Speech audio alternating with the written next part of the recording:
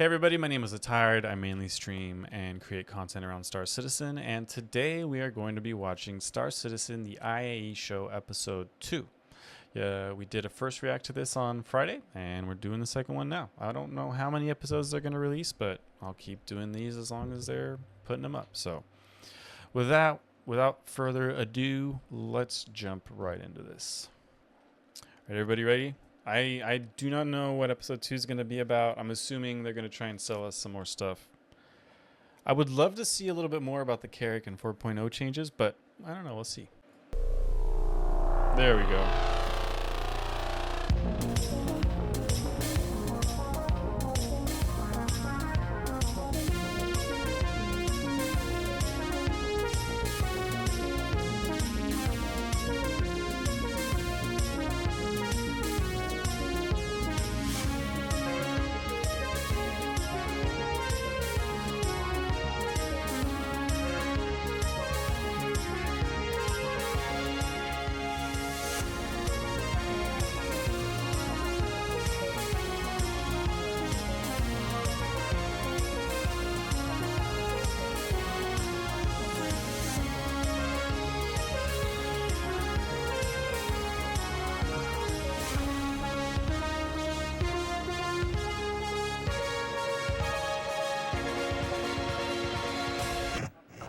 Amazing.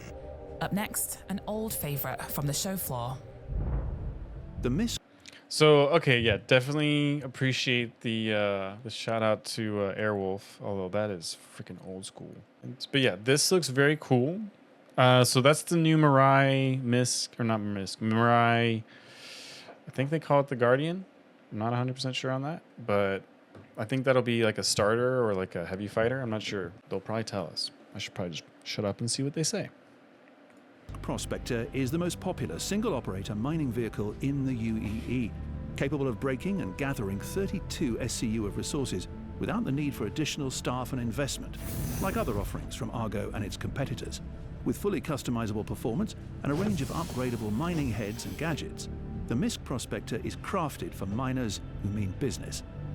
Fitted with numerous quality-of-life features that make extended excursions a breeze, along with hardy defenses against smaller aggressors, this craft is built to handle the demands of deep space resource gathering. Its iconic metallic blue MISC styling speaks volumes, telling the verse you're a dedicated tradesperson focused on success in every venture. The Prospector, like the MISC Fortune and every offering from the MISC line of industrial vehicles, blends form and function into practical prosperity and are available for perusal on this year's IAE show floor. We return now to the IAE show, brought to you from New Babbage, site of this year's Intergalactic Aerospace Expo, and your guide to the future of spacecraft and vehicles in the verse. Today's topic, Capital Combat, with Rich Tyra, John Crew and Jared Huckabee. Stay tuned, it's the IAE show, and it starts right now. Capital Ship Combat. That's pretty cool. Really looking forward to that, because hopefully this gives us a bit more insight into what we'll eventually get with Theaters of War, or whatever they're calling that mode, which is just massive space battles. And hopefully we kind of get to see what the true endgame content's going to look like that they were talking about the other day, which all of us were kind of a bit surprised to hear. So let's continue. All right, gentlemen, thank you for coming back. We're here for part 2 of our discussion on the life of spaceships in Star Citizen. I want to follow up on something, Rich, that you kind of hinted at in part 1. You mentioned the Squadron 42 demo several times and this experience that was being built at. It's not just a cinematic thing for the start of the show. It's actually seems to be reflective of this capital warfare experience that we're attempting to build here. So I want to ask you outright, how is capital warfare supposed to work? What are we building towards, and why should folks be excited? I think the first thing to sort of approach is it shouldn't just be the same gameplay as small ships, just scaled up. It needs to be, we talked about progression, it should be a progression of gameplay. So you can't just turn up, lob 50 torpedoes at a ship, press the I win button and go on. You've got to remove those defenses layer by layer. So capital ships have multiple defense. Obviously, they have turrets on them for shooting ships. They also have PDCs for disabling closer targets such as missiles and torpedoes. And then they have physicalized shield emitters, which is what you saw in the demo where Cal Mason sort of kites a Vandal ship into it. So you need to take all those things out in progression to stand a chance against a capital ship. So it's not just a brute force thing. I know a lot of folks are imagining just coming in with an A2 and dropping a Moab on top of an Idris or something like this. It sounds like there's a puzzle to be solved here. Is that how you would say it, Rich? Ultimately, Okay, it's interesting because it kind of sounds like, basically a boss fight when you think about it. Like a Final Fantasy or something like that boss fight where you have to get rid of their outer armor to then be able to hit a specific spot, to then get rid of that next thing, to then finally deal the heavy blows that take them out. So it just sounds like they're scaling that up to be a ship essentially. And that does sound interesting, and I think when we finally do see what engineering's going to look like, it'll be way clearer. But welcome in, everybody. What's up, Deva? What's up, Vess? Thanks for coming to hang out. Let's keep going. capital ship warfare should be a puzzle that you have to figure out. If you actually watch that cinematic for the Squadron demo, you'll notice that one of the lines is, "Hey Cal, I don't think your weapons are large enough to be able to take out that shield emitter," or that shield Jenny, as they say. And he says, "You may be right." And that is actually true. You shouldn't be able to turn up with small ships and small caliber weapons against a huge capital ship. And it's what we touched on in part one in terms of the physicalized nature of the damage. If I fire a small caliber pistol at tank, it's not going to do much. The reason why we have like an Ares or a Retaliator is to allow you to soften up the capital ship shield so that you can actually then get access to the shield emitters and the PDCs and the weapons that are actually keeping your fighters away. And the way that the shield faces work is that they're underpinned by physicalized shield emitters, which are then connected to the core shield generator, or in large capital ships might have multiple shield generators. So ultimately, your first foray should be like, okay, which shield face are we going to try and soften up and dampen to weaken it, to be able to then send in our a squad of fighters to be able to target certain shield emitters, another squad to be able to target the PDCs, or in case if you're taking a much larger ship, like a Javelin size, which will have flax. So you'll have to basically figure out, okay, this group or this squadron will take on this squadron will take on this, and this is where the hologlobe comes in terms of you're the admiral of the fleet, you're going, okay, right, I'm assigning you this target, and then if you're a fighter, you're going to then receive markers, and then obviously you're going to be connected. Finally, they explain what the captain / leader is going to have to do. It's kind of like getting the general role in Hell Let Loose, essentially. Is you're just going to have finally somebody who has the ability to tell other groups where they should be directing their attention, where the enemies are, what their priorities are, and Commander. Thank you, Tula. That's fucking awesome. That's fantastic. What's up, Kazuro? What's up, Tula? Assez triste de ne presque rien comprendre. Mais, Dara, tu veux que je traduise? Il n'y a pas de problème. Et si, honnêtement, il y a assez de francophones qui me le disent, moi, je suis chaud pour faire des épisodes complètement séparés, le matin, juste en français, où je traduis tout. Moi, en fait, c'est une idée qui me traîne dans la tête depuis 2 mois, et s'il y en a assez qui disent oui, ils sont intéressés, je le fais sans problème. Mais si tu as besoin que je traduise quoi que ce soit, tu me le dis. Et en fait, là, on parle du combat de vaisseau capital. Donc, tout ce qui sera les combats avec les Idris, avec les Javelins et tout ça. Et en fait, ils expliquent que, par exemple, ça ne doit pas être juste arriver et envoyer la sauce et tu défonces le mec en face. Non, ça doit être plus détaillé que ça. Il doit y avoir des couches. Donc, tu dois pouvoir dommager les générateurs de shield au début, et puis tu dois pouvoir targeter certains systèmes spécifiques. Puis, en fait, quand tu as fait ça, ensuite, tu peux... Et en fait, c'est juste rajouter des couches pour que le combat de vaisseaux capitaux, corrigez-moi si je dis de la merde, soit un peu plus compliqué que juste arriver, tout le monde tire dessus et puis il explose. Ça doit pas être la même expérience que les petits vaisseaux, les fighters, les trucs jusqu'à des classes médium, que les gros trucs bien bif qui, justement, il expliquait là que même si tu as une escadrille de fighters et qui sont tous en train de taper sur l'Idris, bah, vu que c'est un plus petit calibre de flingue sur le fighter, ils feront pas les mêmes dommages et donc ne pourront pas avoir les mêmes dégâts. Et ça, je trouve ça intéressant. And welcome in, Flo. He has come back to gamble. I was just thinking about reaching out to you today, Flo, because I hadn't seen you in a while. Welcome in. Hope you're doing well. Donc voilà. Mais non, donc ouais, donc si t'as des questions, tu poses. Mais voilà, donc pour tous les Français, si jamais vous avez des questions, il faut surtout pas hésiter, je traduis. Et je pense qu'il va falloir qu'on s'organise pour faire un petit stream traduction les samedis ou dimanche matin. Pour les ASI, des trucs comme ça. Je pense que ça se défend. Ok, alright. Now, let's keep going. Be able to say, okay, go now, I want you to attack now, because you need to have a coordinated alpha strike. If you just drip feed your damage over time, the capital ship will just be able to absorb it. So this is where you need to be able to go, okay, what's my tactics, what's my high level strategy? And then once you've taken out the PDCs and you've taken down a shield phase, that's when you've got essentially two options. One option will be to board, so you'll be able to then use our hacking gameplay, and then obviously you'll have to fight your way through to the bridge to be able to take over it. Or the other side is then you just, if your mission is to just destroy this ship, if you've taken down those layers of defenses like John says, that's where you then send in the torpedoes. So capital ship gameplay is again planned to utilize all the different roles of the different ships that we've made over the years, and it should be a significant challenge to be able to take out one of those larger ships.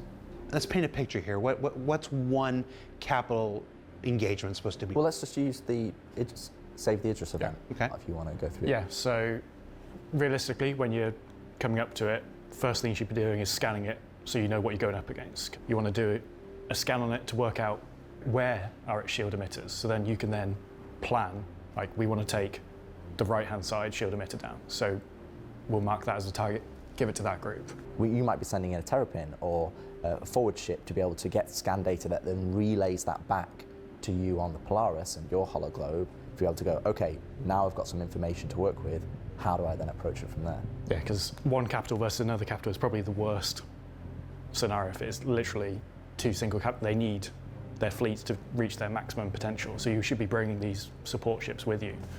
So yeah, you've scanned it, you've identified your point where you're going to be attacking, you assign a group of fighters from your ship or from your fleet, take away their fighters, try and attack their turrets, and then you run another group to sort of bring down those shield emitters. The majority of them will be under the skin, so you need to scan to find their locations and then target them specifically. Using ADS. Damage penetration. Or precision targeting, as we should say. So again, things like the two starfighters are great for this role. So you have the Inferno, the ballistics will penetrate through, damage it. The Iron, great to bring the shields down to allow those ballistics to go even easier to the hull.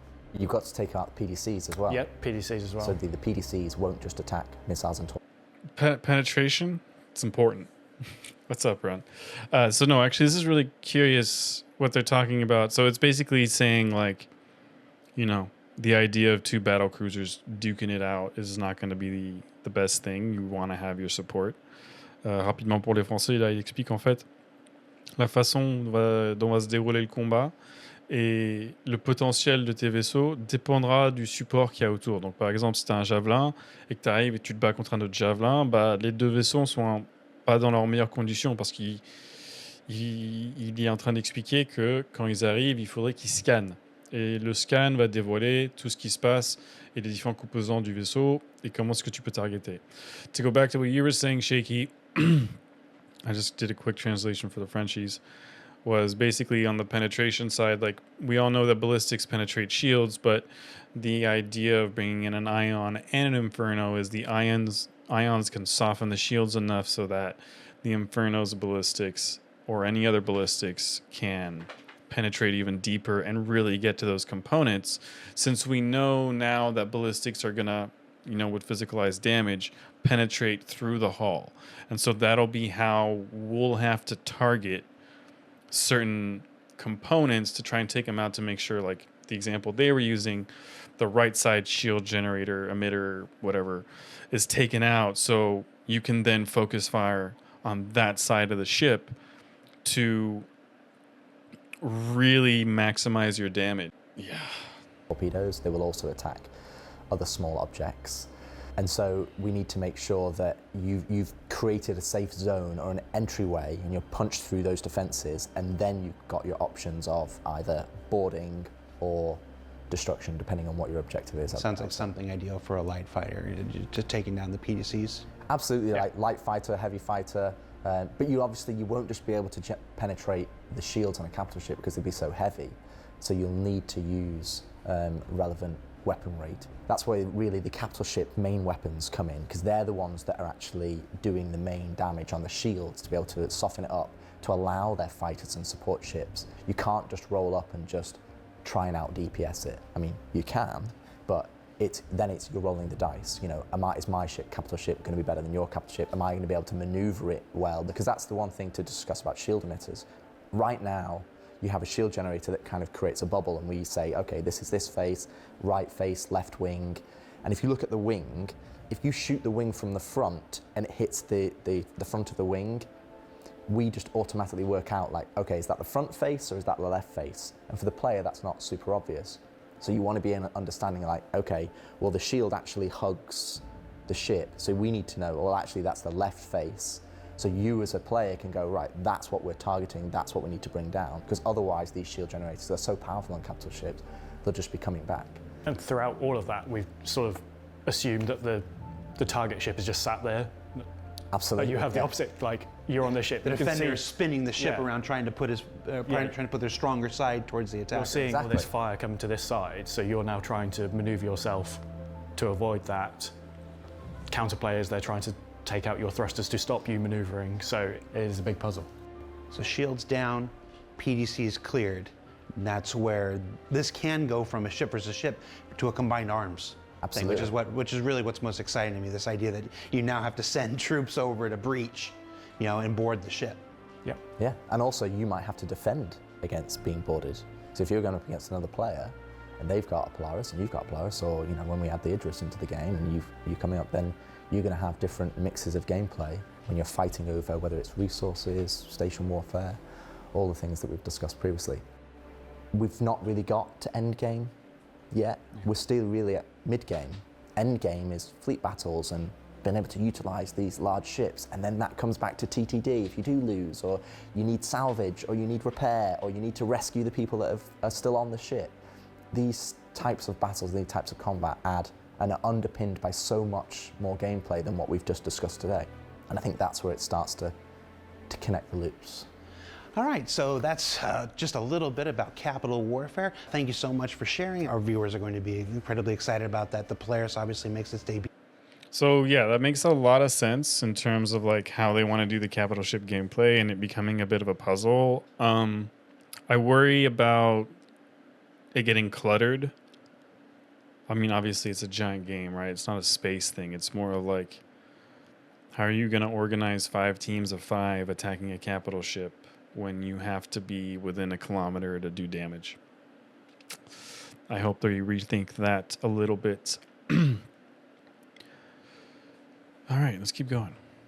At this year's IAE, and while these systems are still in development and will continue to come out in 2025 and beyond, just having this vision intact here, people will be able to judge decisions that come in subsequent releases against the direction that we're going to. So thank you so much. Up next, I have to have a very uncomfortable conversation with Rich. He's a player in my D&D group, and he's been a little too min-maxy. So Rich, let's talk about this, shall we? Absolutely. The classic returns. So today on Lore Makers, we're going to talk about Henry Brown, an exciting inventor who in 1886 filed a patent for one of the most exciting inventions of all time, the file cabinet. So it turns out that in North America, most of the melons that people think are cantaloupes are actually a different varietal of muskmelons. With the story of the star system with the richest history in the UEE. It started out as a private detective agency called Pinkertons, and not many people know this, but the Pinkertons actually became the foundation for the US Secret Service. And so then in order to sell more dictionaries, they changed a lot of the spellings of the word from the original British English into new American spellings. The system they said couldn't be covered in just one episode. In Arthurian legend, the wizard Merlin actually had an owl named Archimedes. And so then, with the radiation powering its core, What it is going sort on? of rose out of the ocean and started destroying the city. They were right. You see, the founding fathers, they never intended for us to have No. Wi-Fi. Now, Sorry, I don't have access to my monitor. It died, so it's a little weird. But I don't know what the fuck is going on. Welcome in, Shugo. Thank you, Shaky. This is a joke. Like, how do you sum up the soul system? Ha ha ha. Okay, that was a little mean. But no, I'm very thrown off right now. It's just like what the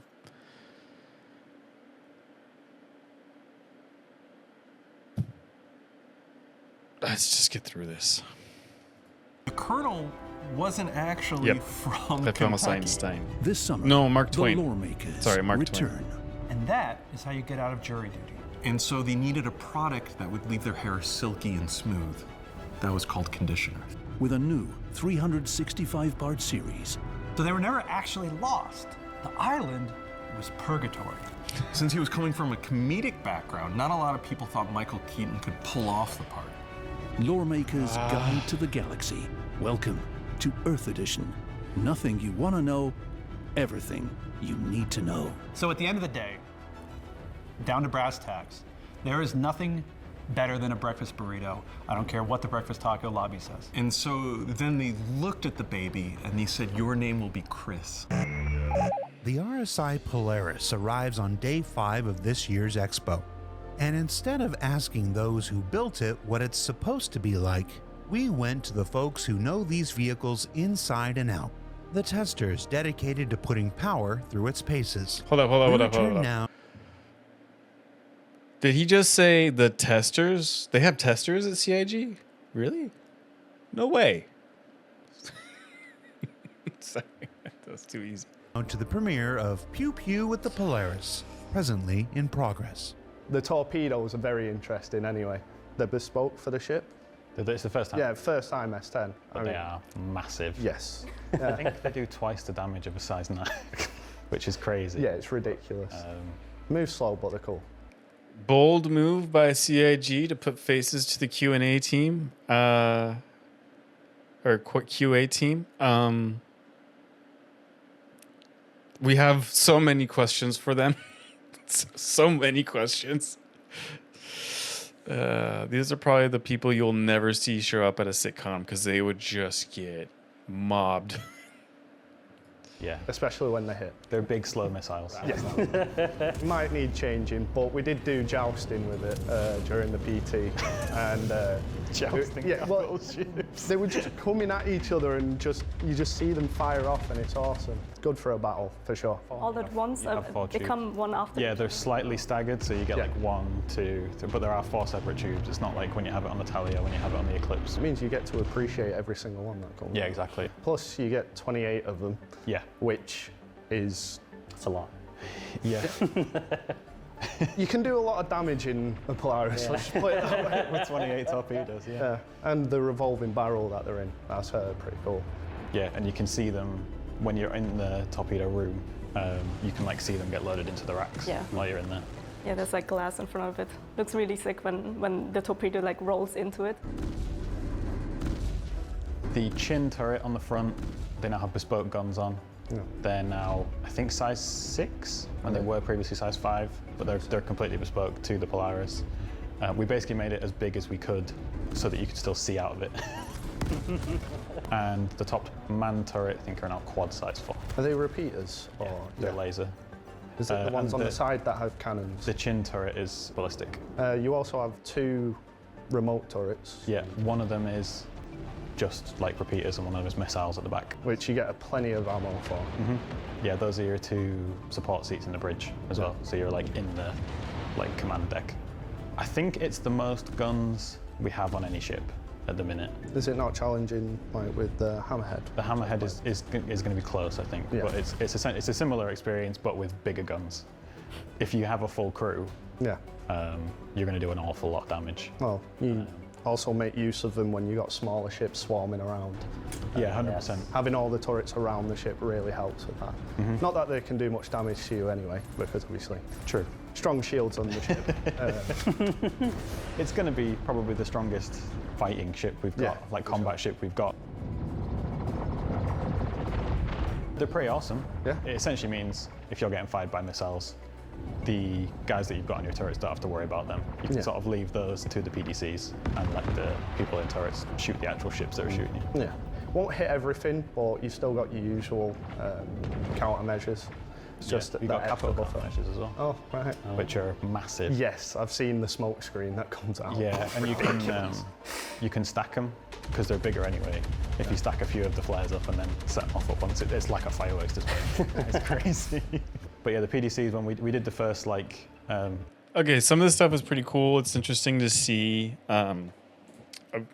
It's nice to have them walk us through all of the weapons and stuff on the Polaris and talk about a couple of the bespoked nose turret, the chin turret is actually very cool. I like that. Now, I would love it if somebody can confirm if the Polaris has more weapons on it than an Idris. But then again, I guess the claim of the ship with the most guns in game, they probably should have put the caveat of flyable, because there is an Idris in game, but players can't own them yet. Thank you, sir. Because, yeah, that just seems like a little bit weird of one. Like, how would the Idris have less weapons than a Polaris? Does that, am I the only one that thinks that's odd? But then again, the Idris hasn't been implemented in game, so. For players, just on the NPC side. Which we're going to go hopefully get up to killing that in a fully crewed Polaris later. By the way, we need people. When we're done with this, that's what we're going to be getting into. So let's keep going. We're almost done. implementation of it, and I was testing it with Chris Danks, who's the designer, and seeing the first time a missile locks, and then they immediately sit up, turn, and then as it hits, they start firing. It's pretty awesome. That's really cool. They do only work if a missile is locked on. So if someone has missile lock, then the PDCs will work because that's how they function. Yeah. But if someone's just dumbfiring missiles or torpedoes at you, they won't see it. We'll have to get really good at dumbfiring missiles. They might have to. I mean, it's a big target, so I wouldn't worry too much. No. Yeah, I love how they kind of went. For me personally, I feel like that kind of goes off like the Expanse feel for PDCs. I really like those, and I actually really like that they already have essentially a way of countering the PDCs, which is if you get close enough and you dump your missiles on the target. That's pretty cool. Really, has more guns than the Idris M&P. Well, that might have to change.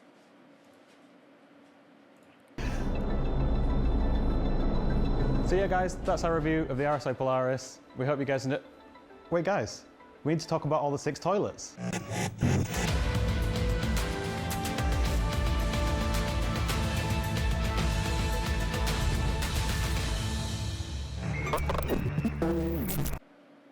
They got to get better at writing their jokes. So it was on the cringy side. Besides that, a lot of really, really cool stuff we got to see. The PDCs are probably my favorite part of what's just come in. I think those are incredibly badass. I think that was a great idea. It's awesome that now players can concentrate on shooting down ships and not have to worry about the PDCs. So, shooting down missiles, and that's what the PDCs are for. So that's great. The layers to capital ships was really interesting. I can actually really appreciate that and can totally see how essentially capital ships are boss fights. Really is what it is you have to take out their shields, you have to target certain components, you have to get them weak enough, and then with the added layer of you can always board that ship if you want to, or try at least. And I think that'll be absolutely awesome. Give us more of a reason to play as a group. Now, I do hope that they have some sort of party up system and, a way for us to join together that doesn't have to be like going through your raid or like hitting up global and be like, can I get 40 people to join? No, that would suck. So I really do hope that they put a little bit of thought into that and they don't make it completely org driven or, you know, who has the biggest friends list kind of thing. So we'll see. We'll see what happens. That was actually not a bad episode with regards to everything we learned about capital class. See, that feels endgame. So like what they talked about last week, they should have probably kept that for this week. And because that was a little bit of last week, a couple of days ago, that just felt weird. It was like, wait, endgame? There's no endgame. Seeing this capital class stuff makes more sense. That does feel like endgame, along with space stations and all that stuff that we'll eventually get, and everything your org will have to do. But that's still very heavy on the multiplayer side, MMO side. What is the solo player going to be able to achieve? I'm still curious about that. I still think the solo player needs to be respected, unless they plan on eventually just having Star Citizen single player. And it's just all on your local computer. And that's when you watch your computer burn. But that was a pretty interesting